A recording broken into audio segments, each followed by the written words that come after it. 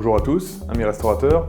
Alors la dernière vidéo, on s'est laissé sur une petite panne au niveau de la montée des vis électriques. J'ai 2-3 trucs à vous montrer parce qu'en fait, je viens de recevoir des pièces un peu de partout et je me suis dit, tiens, faut que je vous montre tout ça. Allez, je vous montre ça. Là, il va falloir que je vous explique des trucs là. Voilà. Mes 4 jantes sont arrivées. Alors, vous l'avez déjà vu sur Instagram, pour ceux qui me suivent sur Instagram, j'ai fait refaire mes jantes. On va se poser la question de pourquoi, puisque en fait, je les avais fait moi-même à un moment en peinture. Là, on est sur un procédé qui est un peu différent, c'est du thermolacage. Alors, les jantes, je les ai données bien sûr à une entreprise. Souvent, c'est envoyé au Portugal pour refaire, parce qu'ils sont très très bons là-dedans. Ils ont tout décapé la jante. Repeinte, ouais, elle a été repeinte, donc thermolaquée. Le centre a été fait en usiné. Ensuite, elles sont revernies thermolaquées et c'est à cause de ça que je les ai envoyées là-bas. Il n'y a rien de plus solide que ça. La peinture thermolaquée, il faut le dire, voilà, c'est un truc de fou. Donc je me suis dit, si je peins mes jantes moi-même, alors il existe des vernis qui tiennent plus que d'autres, des vernis à base de résine, mais j'avais pas envie d'acheter un pistolet à peinture, j'avais pas envie de m'embêter avec tout ça, donc je les ai fait refaire directement comme ça. Je sais que là, c'est un truc qui est increvable, voilà, c'est top, bah c'est comme ça. Et voilà. Je l'aurais fait, je sais le faire. Si je dois refaire des jantes, je saurais les faire. Par contre, je les voulais en thermolaqué. J'ai mis des pneus dessus de marque Kleber. Pourquoi du Kleber? Bah, déjà, parce que c'est pas trop cher. J'ai payé 40, en gros 236 € les 4 pneus. Donc c'est pas très cher. Par rapport à du Michelin qui valait presque 80 balles le pneu. Et en fait, la semaine dernière, j'étais en Franche-Comté, j'ai dû passer le contrôle technique de mon cabriolet. J'étais avec le contrôleur et en fait, je regardais mes pneus qui étaient neufs, mais vraiment neufs parce que je les avais achetés un peu comme là quand j'ai refait ma CTI. Ils sont de 2016, donc en fait, ils sont foutus quoi. Je me suis dit, c'est bête de mettre des Michelin. Je sais pas combien je les avais payés, mais certainement une blinde. Pour une voiture qui ne va pas rouler beaucoup, sachant que voilà, Kleber c'est des très bonnes marques, voilà, c'est reconnu et c'est moins cher, donc voilà, il y a ça aussi. On va pouvoir tout de suite installer les jantes sur la GTI. Mes écrous de cardan ne sont pas serrés, ils sont pas serrés, ils sont serrés à la clé, vous voyez, je ne peux pas les desserrer, mais ils ne sont pas matés.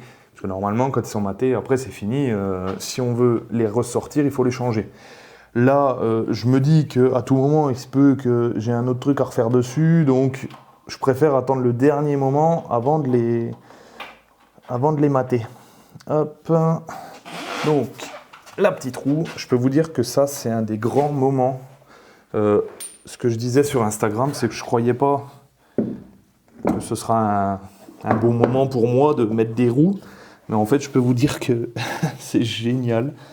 Parce que en fait, c'est trop fort, en fait, on sent que c'est bien, ça avance, quoi. Donc, nickel. Alors... Ouais. Les 4 roues sont montées, par contre, donc de ce côté-là, vous voyez que l'alignement est vraiment pas mal. Mais de ce côté-là, donc la roue arrière est posée, mais la roue avant, vous voyez que...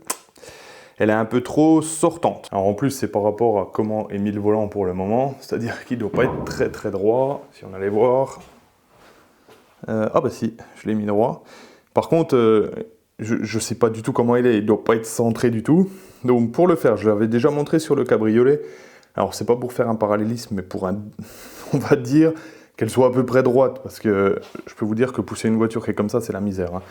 Donc ce qu'il faut, c'est tourner le volant tout à gauche, donc la verticale du haut va se retrouver par là, aller tout à droite, la verticale donc, va se retrouver par là, en fait vous ne pouvez pas faire des tours complets, je crois que c'est 2 tours 75, un truc comme ça, et après il faut revenir en arrière et mettre le volant bien droit, le volant, la crémaillère à la moitié et après prendre le volant, c'est pour ça qu'il n'est pas serré, et le remettre droit. Ensuite, quand ça c'est fait, il ne faut plus toucher au volant et il faut aller sur les barres stables, régler un tout petit peu pour que ce soit un peu plus droit que ça. Donc on va tout à gauche. Là il est embuté. Donc là le volant il est comme ça. Normalement je crois qu'il doit être un peu plus vers le bas. Donc je vais compter le nombre de tours. Donc là je suis comme ça. Donc je fais un tour,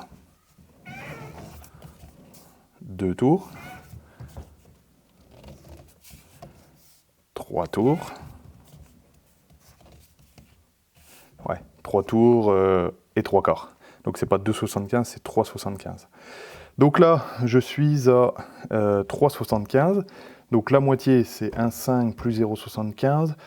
Si on prend le multiple de 3,4 et qu'on prend son téléphone, en fait, pour éviter de faire encore des galères, 3,75 divisé par 2, ça nous fait 1,87. Donc, il faut que je revienne en arrière de 1,85, on va dire, ouais, 1,87.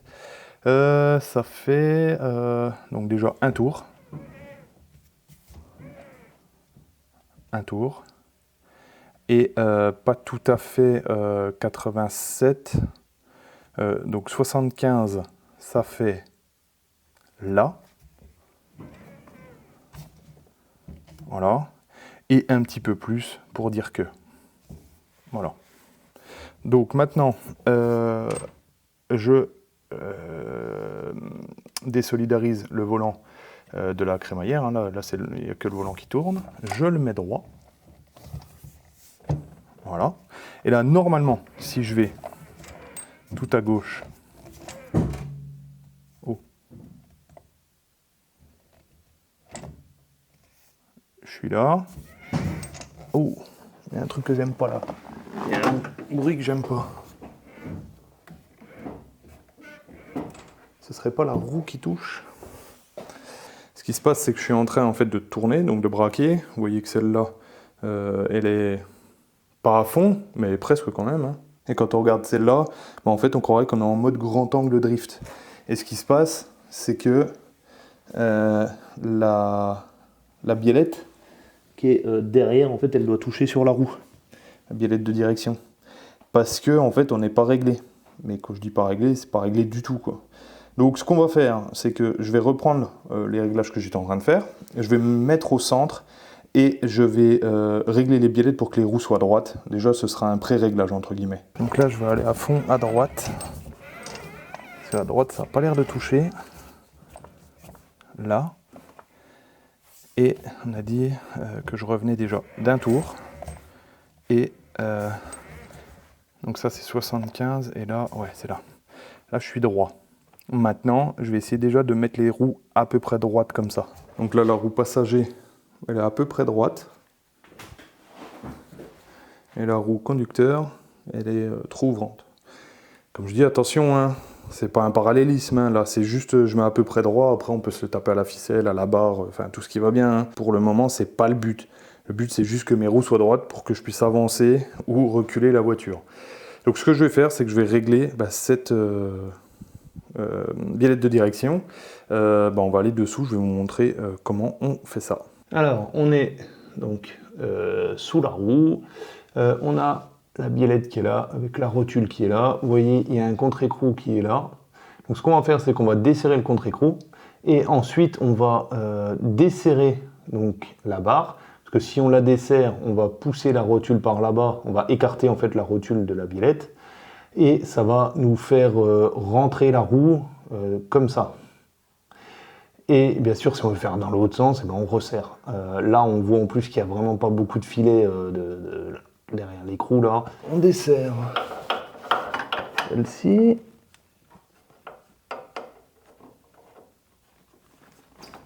Voilà. Et ensuite, je vais chercher donc au bout. Alors, je ne sais pas si vous verrez, mais voilà, par là. En fait, je peux passer ma clé et voilà, par là, je passe ma clé et en fait, il y a une empreinte hexagonale pour pouvoir serrer ou desserrer. Donc là, vous allez voir au bout de la bilette, normalement, ça va tourner. Ou peut-être que vous ne le verrez pas, je ne sais pas.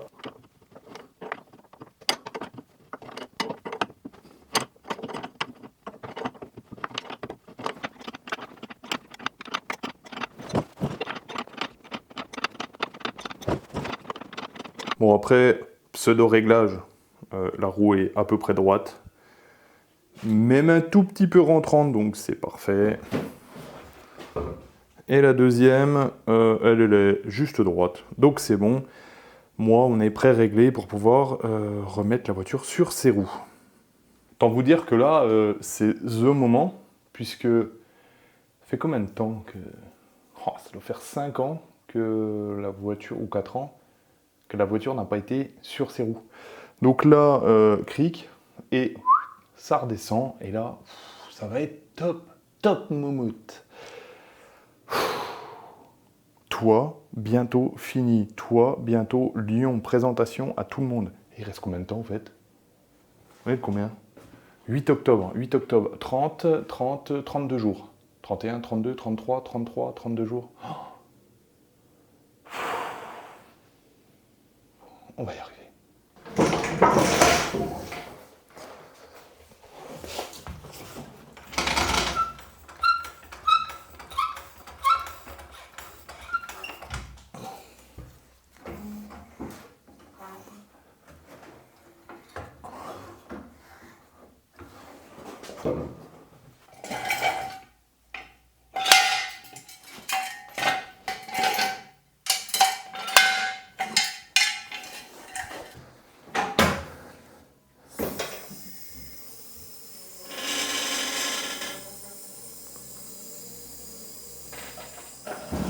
Ah, pourquoi t'as fait ça, toi? Pourquoi tu t'es ravancé d'un seul coup? Tu m'as fait peur là.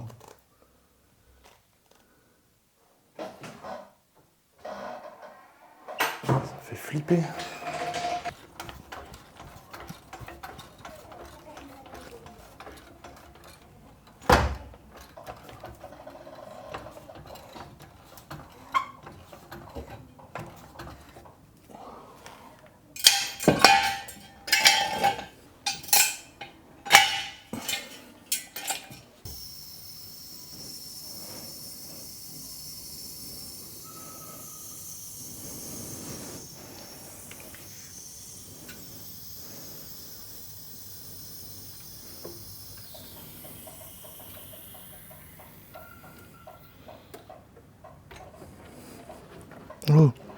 Oh, j'avais pas pensé à ça. Bon, je pense que vous avez dû voir la problématique qui était juste derrière moi là. J'ai même pas 3 doigts. Il n'y a pas assez de place. Elle est trop, elle est trop basse en fait.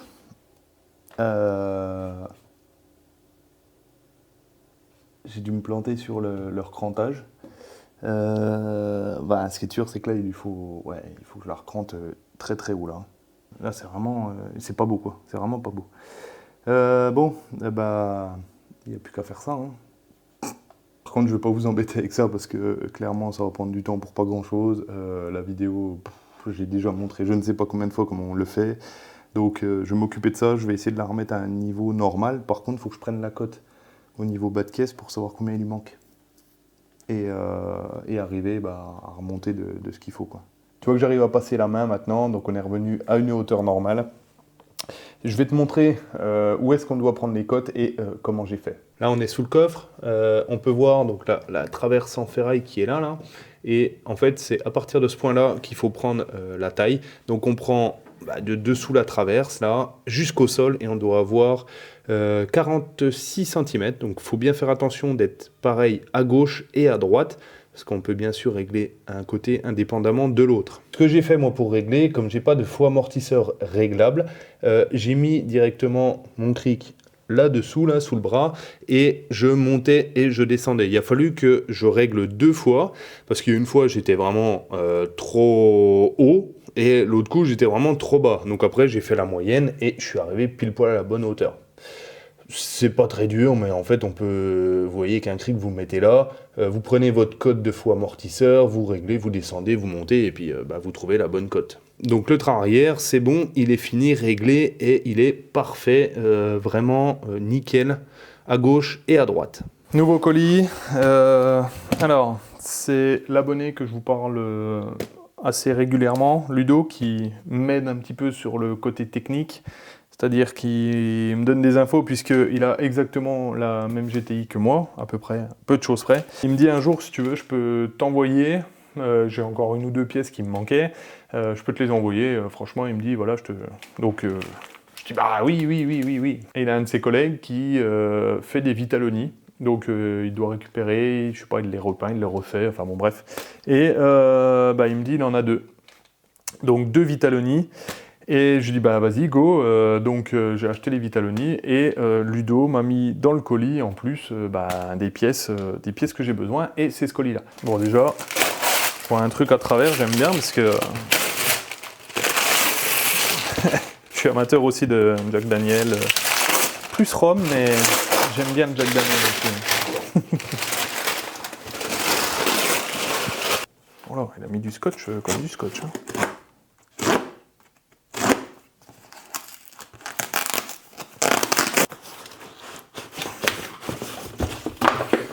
Tout à fait.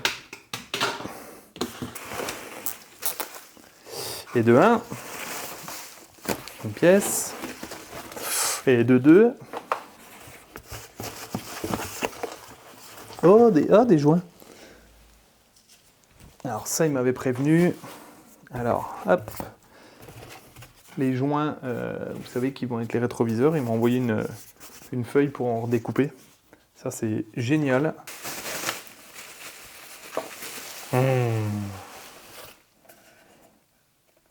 Oh, il est bien fait, quoi. Alors, il m'avait prévenu qu'il les refaisait. Hein. Donc, je me doutais bien qu'il allait y avoir de la peinture.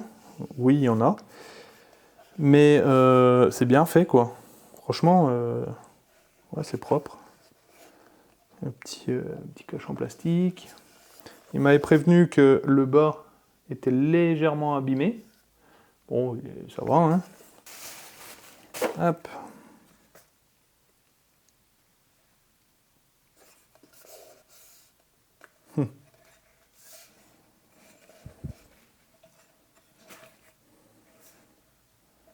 Ouais, celui-là il est beau. Par contre, j'ai une petite galère. Ah merde. C'est les picots des plastiques. La peinture devait pas être tout à fait sèche.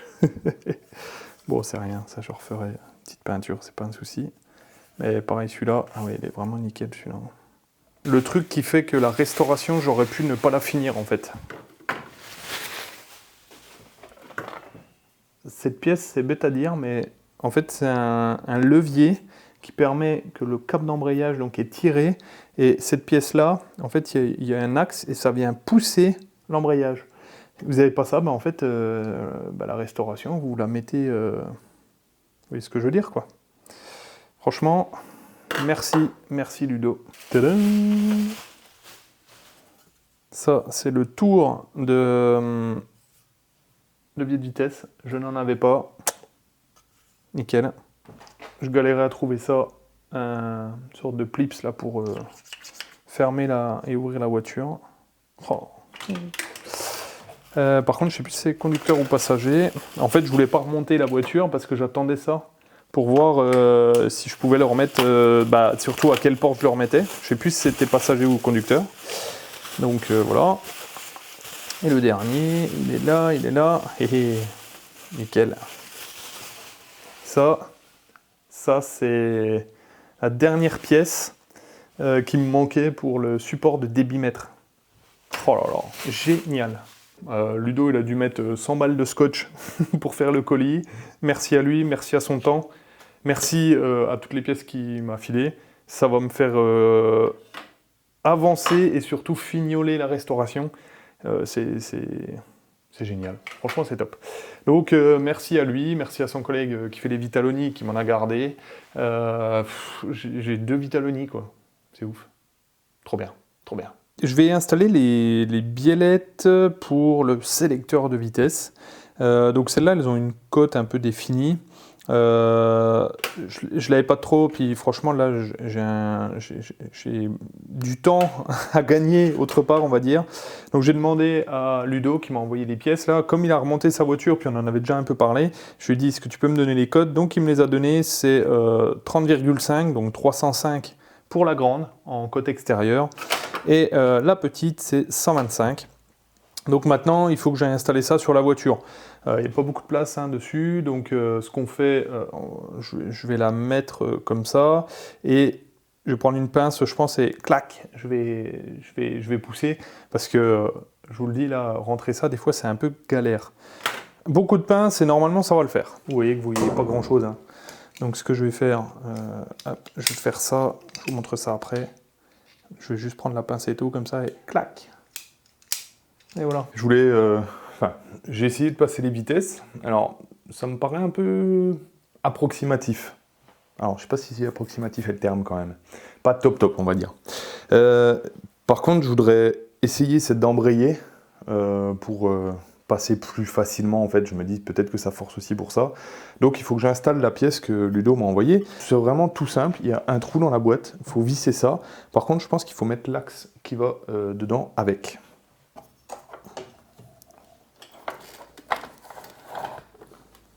Voilà la pièce qui est montée là. Hop, on a le câble d'embrayage qui va aller se mettre là-bas à ce niveau-là.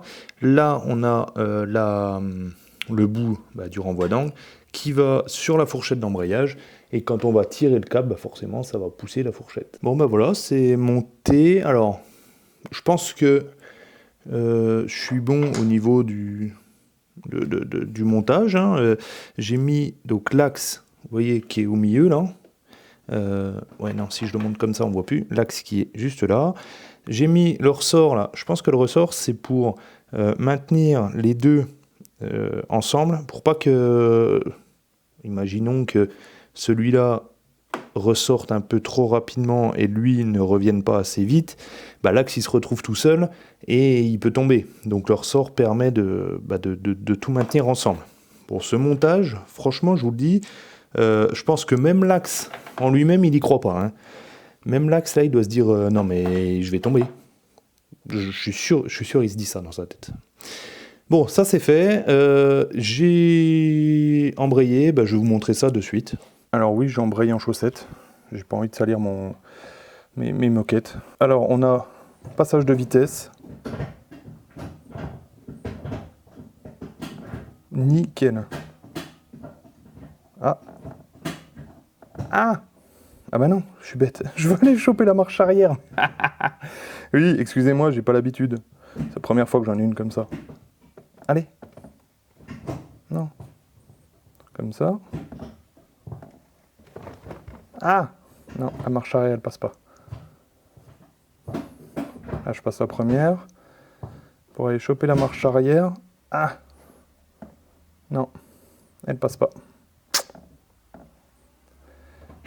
Bon, ça je l'essaierai par contre avec le moteur tournant, parce que vous savez, des fois on n'arrive pas à les passer, puis juste en mettant un petit coup, tac, ça passe. Donc faut que je vois ça à ce moment-là, parce qu'autrement on dirait que hop là j'y vais bien là, et après c'est en montant. Et si je mets la première, ouais, elle passe super bien. Donc je pense que la marche arrière, c'est un truc dans ce genre-là. On verra avec le moteur tournant. De toute façon, pour le moment, j'ai pas besoin de la marche arrière. Je suis content, ça fonctionne. Je vais vous montrer maintenant les biellettes, comment je les ai, là où je les ai mises. Voilà les deux biellettes. Donc on en a une qui est juste là, et la dernière là, qui est juste derrière, la plus petite. Bon, après, vous pouvez pas vous tromper, parce qu'avec leur taille, forcément, elles ont qu'un endroit. Bon, c'est vraiment pas très dur. On a encore bien avancé dans cette vidéo.